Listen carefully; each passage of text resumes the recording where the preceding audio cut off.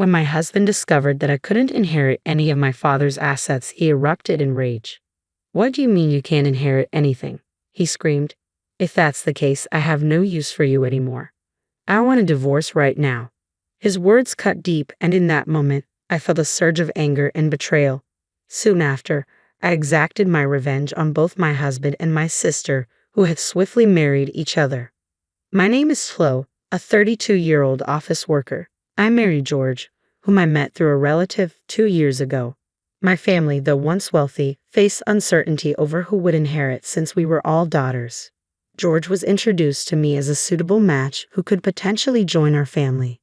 After our wedding, George moved in with me at my parents' house, where we lived with my father after my mother passed away. Initially, George seemed kind and respectful towards my father, earning everyone's trust. However, just before our marriage, the relative who introduced us warned me about George's obsession with money.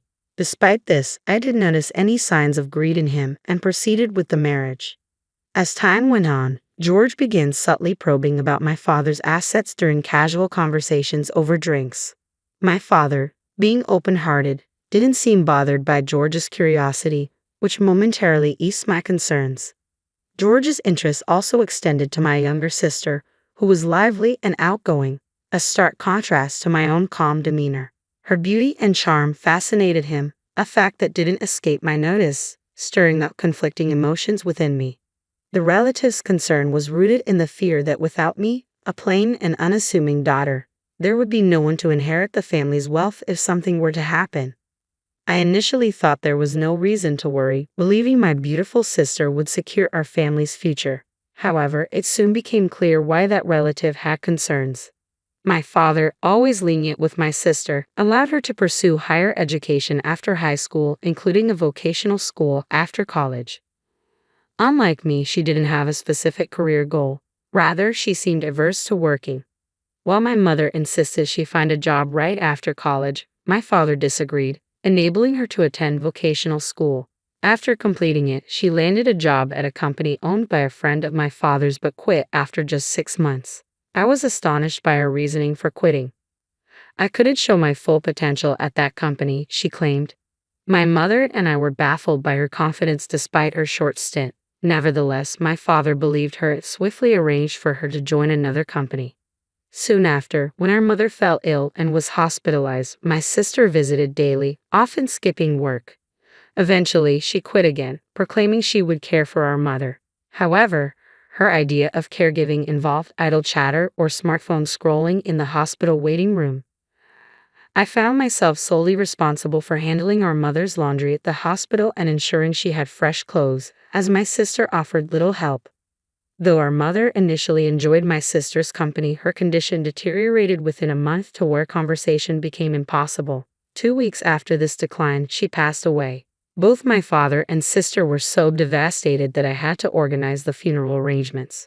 Thankfully, our relatives stepped in, and we were able to give our mother a proper farewell. After her death, my sister started working part-time and moved out of our parents' house to live independently.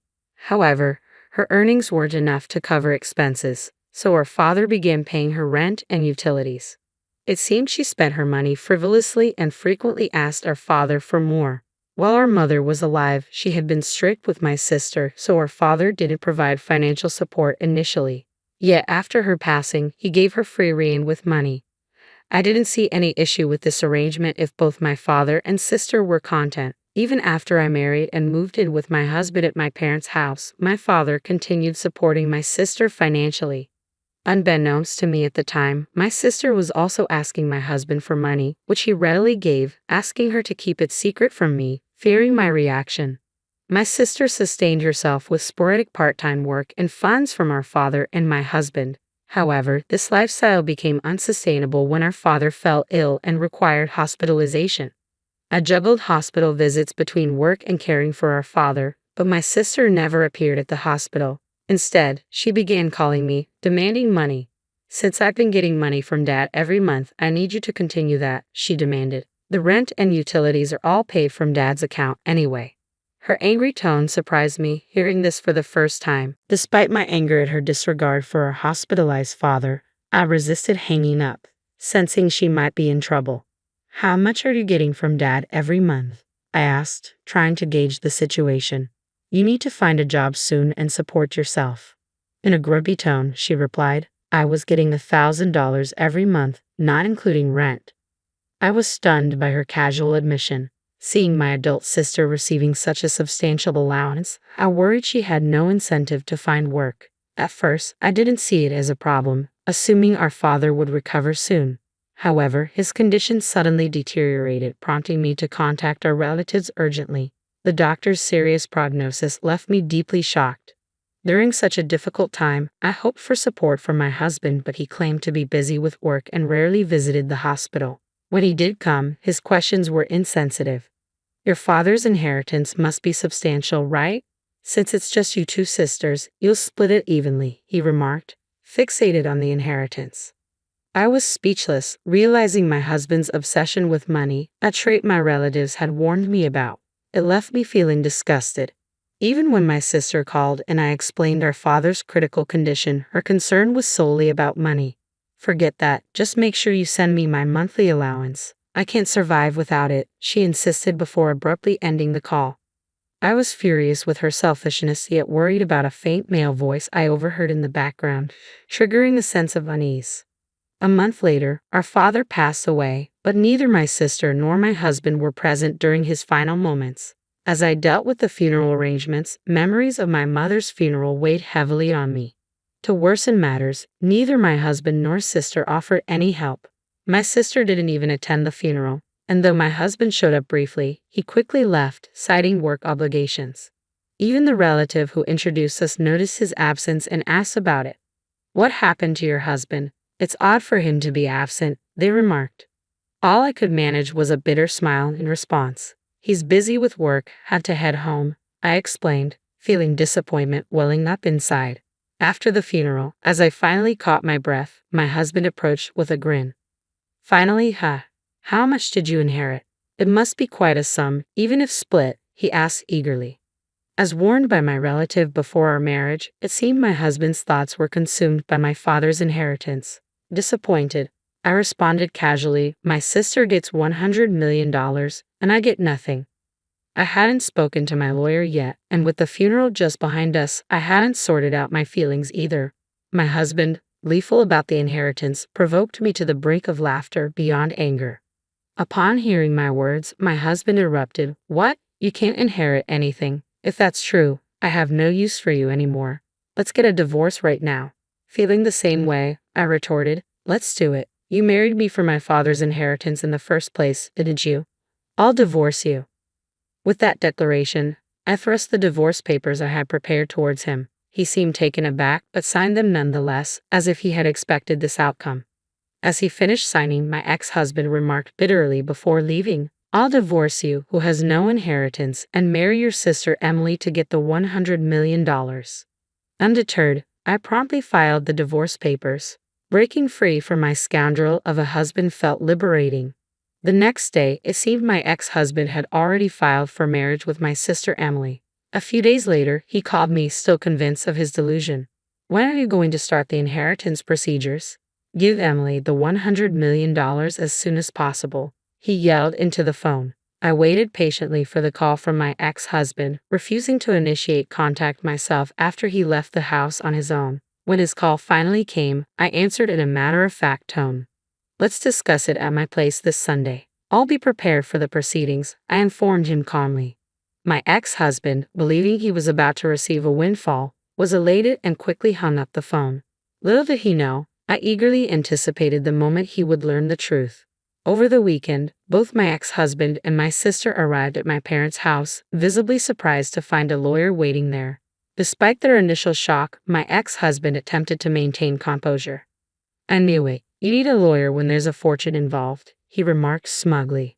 However, the lawyer interjected with a puzzled expression. Before we address the inheritance, there's a matter of property division your ex-wife has claimed against you, the lawyer explained, beginning to display a series of photographs. The photos depicted my ex-husband leaving my sister's house, each one clearly dated. The lawyer continued, addressing my ex-husband directly. These photos serve as evidence of your affair before the divorce was finalized. Therefore, you'll need to comply with the property division. My ex-husband's expression shifted from confidence to disbelief as the reality of his actions sank in. Upon overhearing my ex-husband discussing the inheritance with my sister over the phone, I promptly instructed my lawyer to investigate his infidelity. Despite the solemnity of my father's funeral, my ex-husband and sister met frequently at her house, unaware I was gathering substantial evidence. When the conversation shifted from inheritance to their affair, both were caught off guard. Initially stunned, my ex-husband quickly composed himself and argued back. Property division is trivial compared to the $100 million inheritance. I'll settle it immediately, he retorted arrogantly. However, when the lawyer presented the documents, he signed them without hesitation. I made sure to remind him pointedly, enjoy your life with my sister, who inherits nothing. Since you signed, I'll ensure the property division is collected. Upon hearing she would receive nothing, my sister erupted in disbelief. What? Why is my inheritance zero? I'm supposed to get $100 million, she cried out. My ex-husband, now red-faced, joined in, yelling, there's no way. There has to be an inheritance. I won't let you take it all. The lawyer calmly intervened, beginning to explain the situation to the infuriated pair. Emily is actually the biological child of her late mother from a previous relationship. She was never legally adopted by Schlo's late father, so there is no legal parent-child relationship that would entitle Emily to inherit. Turning to my sister, who appeared bewildered, the lawyer continued, when our parents remarried, you were about 1 year old. I was 6 and clearly remember how happy I was to suddenly have a sister. The revelation sank in slowly as the truth of the situation became clear to both my ex-husband and sister, their anger dissipating into stunned silence. I never imagined my own sister would betray me by stealing my husband. When our parents remarried, they had already been burdened with young children from previous relationships. They believed in balancing their affection and attention between us. My mother treated me as her own daughter, showering me with love, while my father cherished my sister, perhaps indulging her more because she wasn't his biological child. Despite the family dynamics, my mother never adopted my sister, a decision that raised suspicions among relatives who were aware of my father's considerable wealth. They often recommended me for marriage, knowing I was the sole inheritor of my father's assets. If my parents had had children together, the situation might have become even more complicated. However, they deliberately chose not to, likely to avoid future inheritance disputes. Now, I understand that my father financially supported my sister throughout her adult life because he couldn't leave her an inheritance. Legally, neither my sister nor I were officially adopted by our respective parents, but that never mattered to us. We grew up together as siblings, unaware of the legal nuances until now. It seems our parents never disclosed to my sister that they had both remarried before, and today was the first time she learned the truth about our family's complex history. I wondered if my ex-husband grasped the gravity of the situation as his face transitioned from flushed to pale. Not only was he denied the inheritance he expected from my sister, but he was also faced with a property division for which he had already signed the documents.